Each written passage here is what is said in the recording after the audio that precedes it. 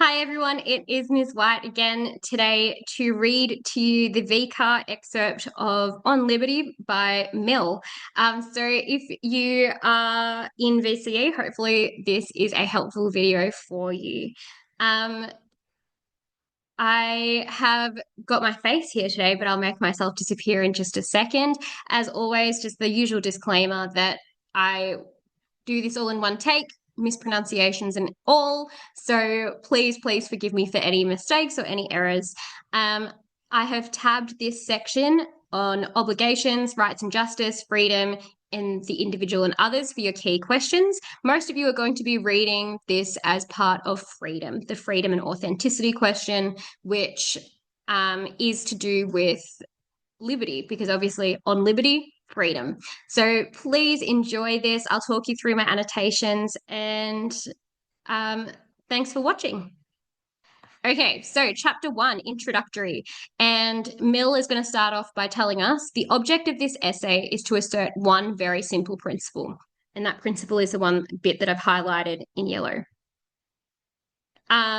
One very simple principle, as entitled to govern absolutely the dealings of society with the individual in the way of compulsion and control, whether the means used be physical force in the form of legal penalties or be moral coercion or public opinion. So he's talking about how do we deal with other people, and he's going to say this is to do with how we use physical force, how we use legal penalties, how we use moral coercion of public opinion. And he says that that principle is that the sole end for which mankind are warranted, individually or collectively, so what we are allowed, there's one reason why we are warranted to interfere with the liberty of action of any of our number is self-protection. So they're the only reason that we can interfere with another person's liberty or freedom is for self-protection.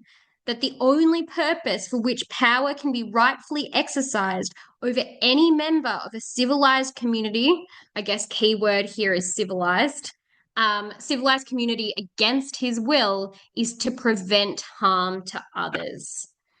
So that is the object of the paper.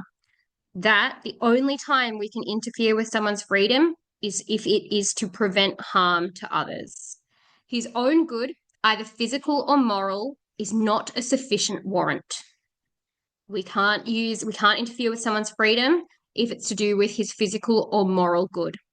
He cannot rightfully be compelled to do or forbear because it will be better for him to do so, or because it will make him happier, because in the opinions of others, to do so would be wise or even right. These are good reasons for remonstrating with him.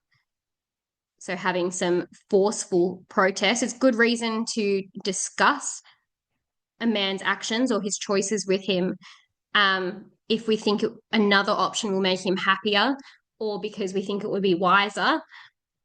But it's not enough to stop. It's not enough to stop him from doing something. We can't interfere with his freedom by physical force, etc. Or reasoning with him, or persuading him, or entreating him, so asking earnestly or anxiously, but not for compelling him or visiting him with any evil in case he do otherwise, to justify that the conduct from which it is desired to deter him must be calculated to produce evil to someone else. The only part of the conduct of anyone for which he is amenable to society is that which concerns others. In the part which merely concerns himself, his independence of right absolute over himself, over his body and mind, the individual is sovereign. So he's saying that when it comes to freedom, we can't limit the freedom of others because we think that it would be better, or because the opinions of others say it's better, or because we think that it's wise, or we think that it's right. It's only okay if we are protecting ourselves or protecting others. We can't do it to protect the person themselves. We cannot interfere with their freedom because the individual is sovereign over his own body and mind. And this is feeling a little bit ahead of its time. Just wait till we get to the next paragraph.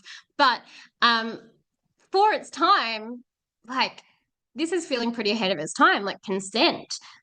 It's not so much when we get to the next one, but next paragraph. But here we have some interesting info about, well, yeah, we shouldn't interfere with people's freedom, that people have a right to their own body and mind. And unless they're hurting other people, we don't have a right to interfere with their freedom and their freedom to choose. It is perhaps hardly necessary to say that this doctrine is meant to apply only to human beings in the maturity of their faculties. We are not speaking of children. Okay, this is a bit that most of us will agree that we do need to limit some freedom of children or young persons below an age which the law may fix as that of manhood or womanhood. Those are still in the state to require being taken care by others, which must be protected against their own actions as well as against external injury. So he's saying, okay, we can't interfere with the freedom of adults. We can, however, probably interfere with the freedom of children because they are in our care. We have a responsibility to them. So, of course, we're going to do things like stop them from running in front of a car. We're going to stop them from, like, we will physically restrain them from doing that. We'll stop them from dropping out of school before they're ready to drop out of school. And that we are able to do that because they require being taken care by us.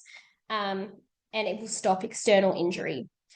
And this is the bit, I think most of it you will agree with this bit we've just read, but this is the bit that that feels very old, and we know now that we're reading Mill.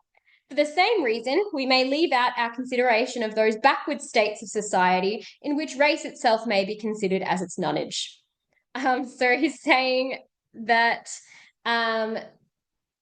those races that are immature as a society, we can also limit some of their freedom, which most of you will disagree with nowadays. It's a bit much to say now. The early difficulties in the way of spontaneous progress are so great that there is seldom, rarely, any choice of means for overcoming them, and a ruler full of the spirit of improvement is warranted in the use of any expedients that will attain an end, perhaps otherwise unattainable. Despotism is a legitimate mode of government in dealing with barbarians, provided the end be their improvement and the means justified by actually effecting that end. So he said, okay, I'm not talking about kids because they're still in our care. I'm also not talking about people who are immature in society. And that despotism, the exercise of absolute power, especially in a cruel way, having a bit of a dictator, is a legitimate mode of government when we're dealing with the barbarians. We'd get very in trouble for saying this nowadays, but he says that if the end is improvement, and they're not mature enough as a society yet, we might interfere with their freedom. I'll let you come up with your own objections to that. Dealing with barbarians, provided the end be their improvement and that the means justified by actually effecting that end.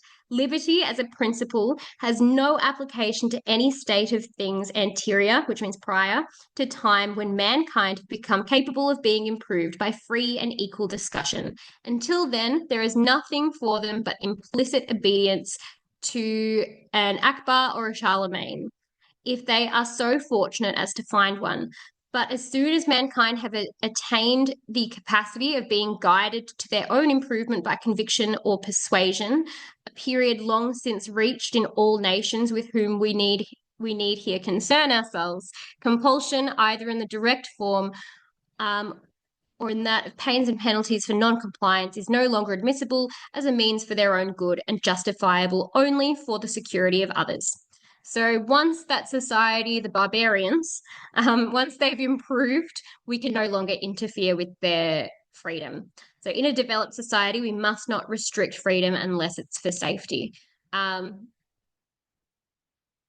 Yes, that's his argument here.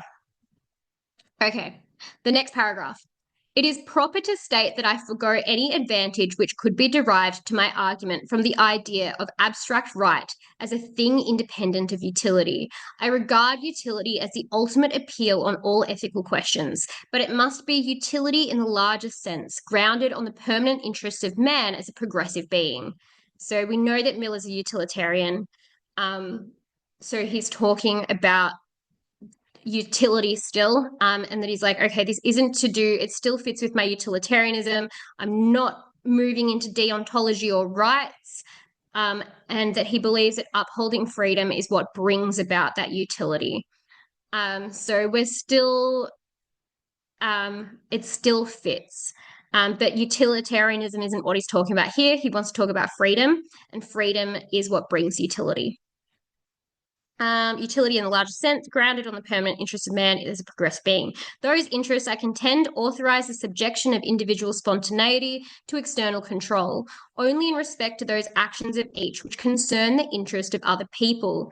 If anyone does an act harmful to others, there is a prima facie, which is on first impression, on the face of it, case for punishing him by law, or where legal penalties are not safely applicable, by general disapprobation. There are also many positive acts for the benefit of others, which he may rightfully be compelled to perform, such as to give evidence in a court of justice, to bear his fair share in the common defence, or in any other joint work necessary to the interest of society of which he enjoys the protection, and to perform certain acts of individual beneficence, such as saving a fellow creature's life or interposing to protect the defenceless against ill usage.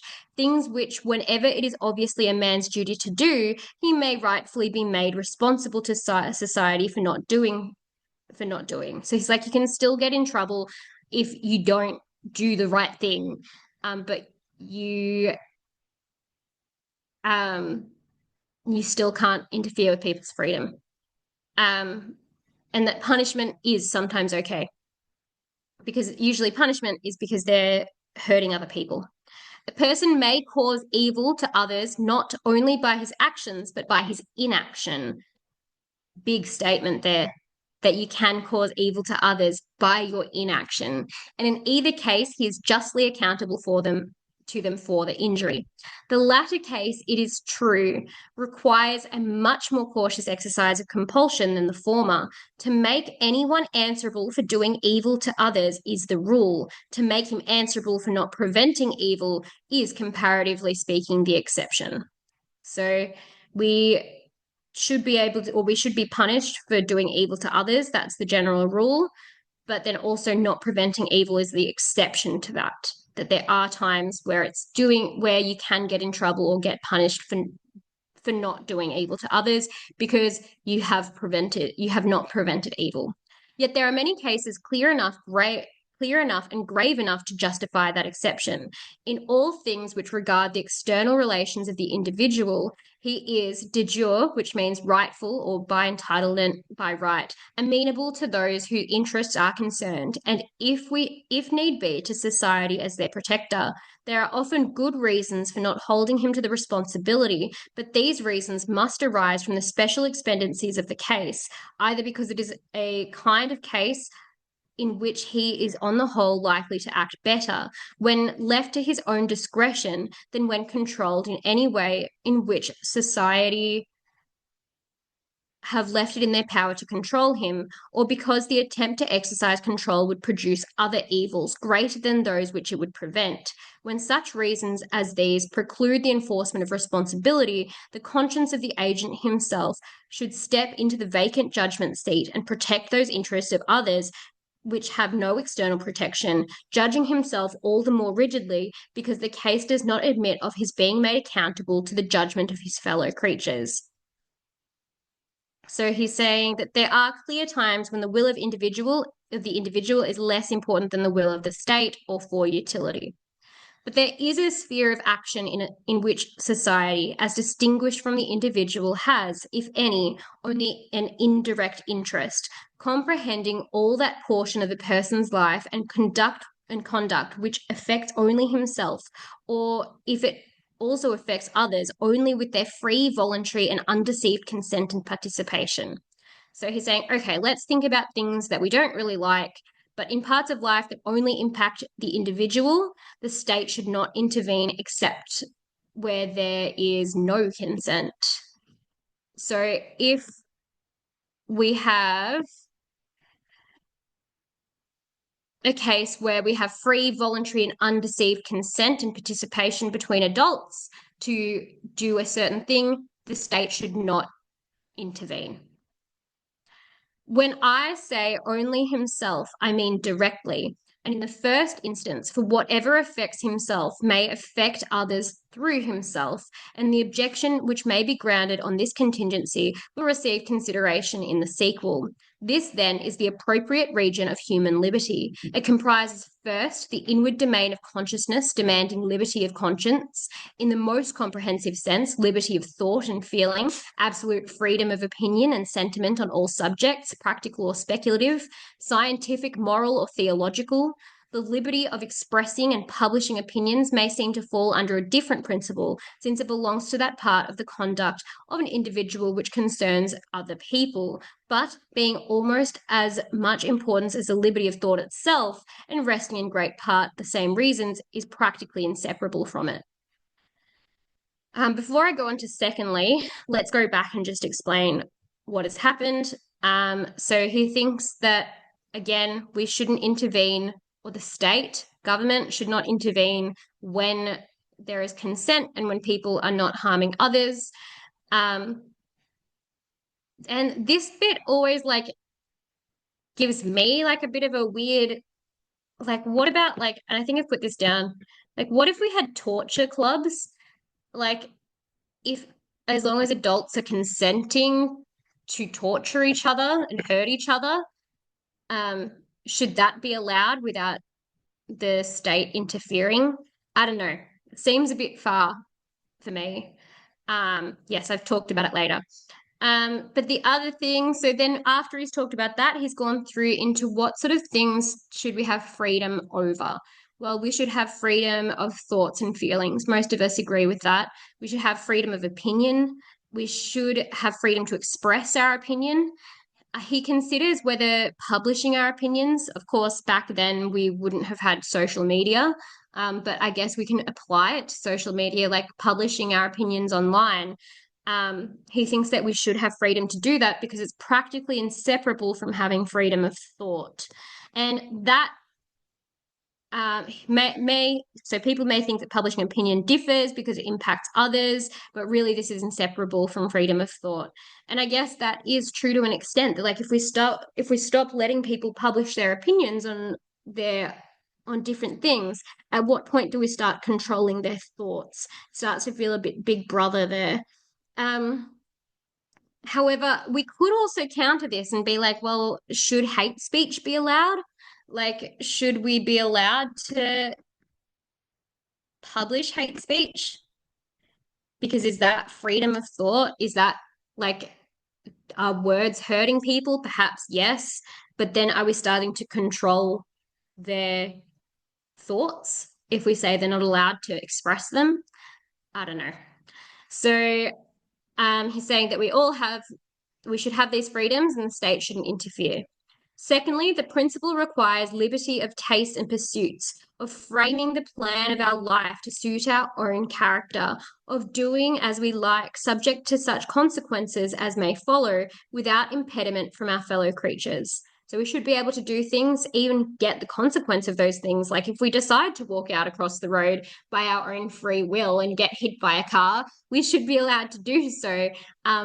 And have those consequences as follow, without impediment from our fellow creatures, so long as what we do does not harm them, even though though they should think our conduct foolish, perverse, or wrong. And yeah, we might think that walking out onto the street is wrong or foolish, but I should be able to do that. I should be able to have the freedom to do that, even if you think it's foolish, as long as I'm not hurting others. I mean, actually, I guess you could argue that I am hurting others in the case of the car.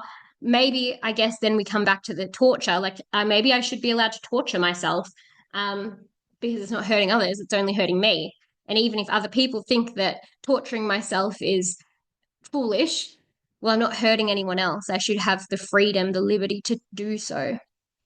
Thirdly, from this liberty of each individual follows a liberty within the same limits of combination among individuals, freedom to unite. And that's where I'm like, does this mean that a group can be part of a torture club where they torture each other? I'd like to know Mill's answer to that. For any purpose not involving harm to others, the persons combining being supposed to be of full age and not forced or deceived. So if they're not bringing harm to others, they should have freedom to unite. But then, yes, I guess my objection there as well, are they allowed to hurt each other within that union? People are free to unite so long as they are consenting adults and not hurting anyone. No society in which these liberties are not on the whole respected is free, whatever may be its form of government, and none is completely free in which they do not exist absolute and unqualified. The only freedom which deserves the name is that of pursuing our own good and in our own way. This links to authenticity, so long as we do not attempt to deprive others of theirs or impede their efforts to obtain it. Each is the proper guardian of his own health, whether bodily or mental or spiritual. Mankind are greater gainers by suffering each other to live as seems good to themselves than by compelling each to live as seems good to the rest. And that is the end of Mill. Thank you so much for listening. I hope that gives you some clarification on what Mill is saying about freedom and authenticity. I hope you have an excellent day, and I will see you in the next video.